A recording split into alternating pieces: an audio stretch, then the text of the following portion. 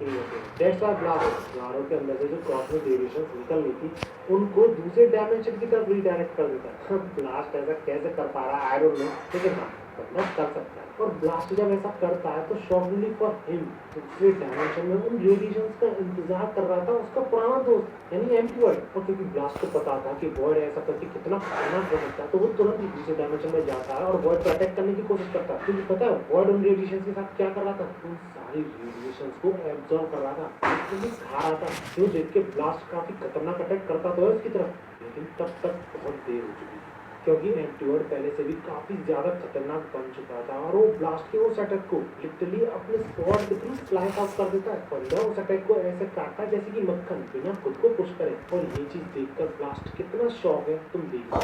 जिसके बाद again blast वही अटैक करता है, लेकिन इस बार वो 2 अटैक्स होते हैं और एम्प्टी वर्ड के पीछे से आ रहे होते हैं 2 डायरेक्शन से। लेकिन empty word some kind of skill का यूज करके वहां से गायब हो जाता है। और तुम देख भी सकते हो कि ये बंदा कैसे स्पेस को बैंड कर रहा है। अब यार इसको देखने के बाद सोचने वाली बात ये है कि एम्प्टी वर्ड इतना ज़्यादा कमजोर था और गारो से उसने पावर एब्जॉर्ब की यानी इसकी कॉस्मिक रेडिएशन एब्जॉर्ब की। तो कॉस्मिक गारो ज़्यादा पावरफुल है या फिर कॉस्मिक एम्प्टी वर्ड ज़्यादा पावरफुल है? तुम्हारा क्या ओपिनियन है लेट मी नो इन कमेंट्स। और अगर इस वीडियो पे 9000 से ऊपर लाइक्स हो जाते हैं तो मैं कितनी भी ज़्यादा स्पीड क्यों ना हो कैसी अगर कोई बंदा डायमेंशन के बीच में ट्रैवल कर रहा है तो तुम उसका क्या ही बिगाड़ लोगे। एक्सेप्ट सेटा बिगाड़ सकता है, हमने देखा भी है गारों के अगेंस्ट की बात होगी।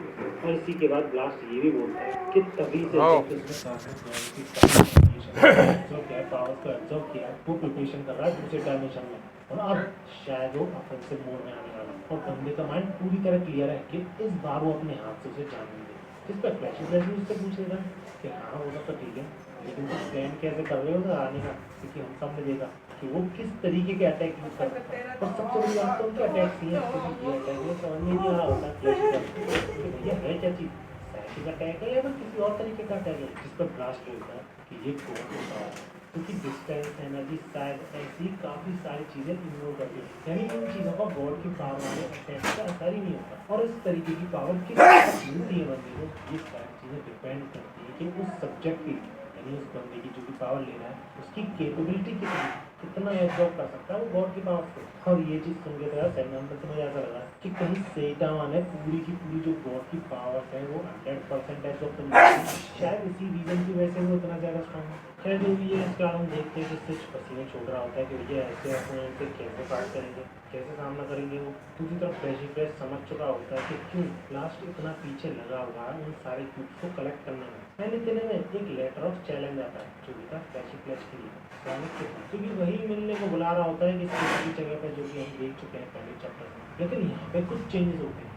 इससे पहले जो ओरिजिनल चैप्टर था उसमें फ्लैश करने के लिए सॉनिक से और दूसरी तरफ ब्लास्ट और सेटावा अलग से एक पोर्टल में निकल जाते हैं एम्प्टी वर्ल्ड को संभालने के लिए। लेकिन यहाँ पर रिवाइज चैप्टर में ब्लास्ट अलग निकल गया है एक स्पेशल डायमेंशन में, ये सोचकर कि सोनिक की मदद करने एम्प्टी वर्ल्ड आएगा और तब जाकर वो कुछ शुरू करेगा। फ्लैश तो ऑब्वियसली सोनिक का सामना करने जा रहा है, लेकिन सेटावा वापस अपने शायद घर जा रहा है। वो दोनों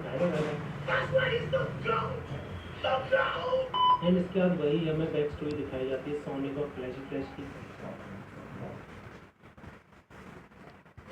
हमें ब्लास्ट के बारे में एम्प्टी वर्ल्ड के बारे में काफ़ी कुछ पता चला और ये भी पता चल गया कि आखिर एम्प्टी वर्ल्ड रिवाइव कैसे हुआ यानी ठीक कैसे हुआ और वो कितना ज़्यादा डाउनलोड किया। अरे बाबा देखो ना तो आज वीडियो में हम बात करने वाले वन पंच मैन आ गया तो आए हैं काफ़ी टाइम बाद वीडियो आ रही है। लेकिन यार क्या करूँ, एक तो ये वन पंच मैन के चैप्टर्स काफ़ी ज़्यादा लेट आते हैं, 2-3 हफ्ते लग जाते हैं आने में। और जो चैप्टर रिसेंटली आ भी रहे हैं वो रिवाइज वर्जन है, इसलिए उनमें 2-3 पेजेस एक्स्ट्रा ही होते हैं, चेंजेस होते हैं, बस इतना ही। बाकी सारे चैप्टर्स एग्जैक्टली सेम है पहले वाले चैप्टर। इंतजार किया और काफ़ी ज़्यादा इंतजार किया कि एटलीस्ट 2 चैप्टर्स हो जाए एक्सप्लेन करने के लिए। तुम ये तो नहीं चाहते कि मैं 2-3 मिनट दोबारा वहाँ पे जैसे नीचे आए सारे वीडियो पर हमें पिछली बार से काफी ज्यादा स्ट्रॉन्ग दिखाया। अरे दिखा ऐसे उसको बॉल को दबाओ, जो ऊपर जो बॉल है जल्दी जो इसको दबाओ, उसको ही दबाओ। हाँ अरे मैं दबाओ नहीं, कोई भी बटन कहीं भी दबाओ अपना बस छोड़। बता दूं कि मैंने पिछली वीडियो में फ्लैशी फ्लैश और सोनिक की अरे, की थी। दवा ये इनको भी तो थोड़ी explain देर। किया था कि कैसे एंटीवर्ड और सेटामा की काचू होने वाली है। वो दवा काफी पहले दवा ज़्यादा तगड़ी एक जगह होने दवा वाली है, कहीं क्योंकि ये नहीं anticipate यहीं करा पे जा दवा रहा है दो कि एंटीवर्ड जो है वो कॉस्मिक गॉड से भी ज्यादा पावरफुल होने वाला है। और इसी से छोड़ रिलेटेड दो। मैंने डिटेल में एक वीडियो भी बनाई थी और उसी एंटीवर्ड की रीसेट देखा चक्कर देखा में मेरा एंट्री भी दिमाग, हुई थी। लेकिन देखा उससे मैंने पहले दिमाग देखा है। जैसे जब फ्लैशी फ्लैश लेवल क्लियर और 20%। तो ये था ओरिजिनल मांगा चैप्टर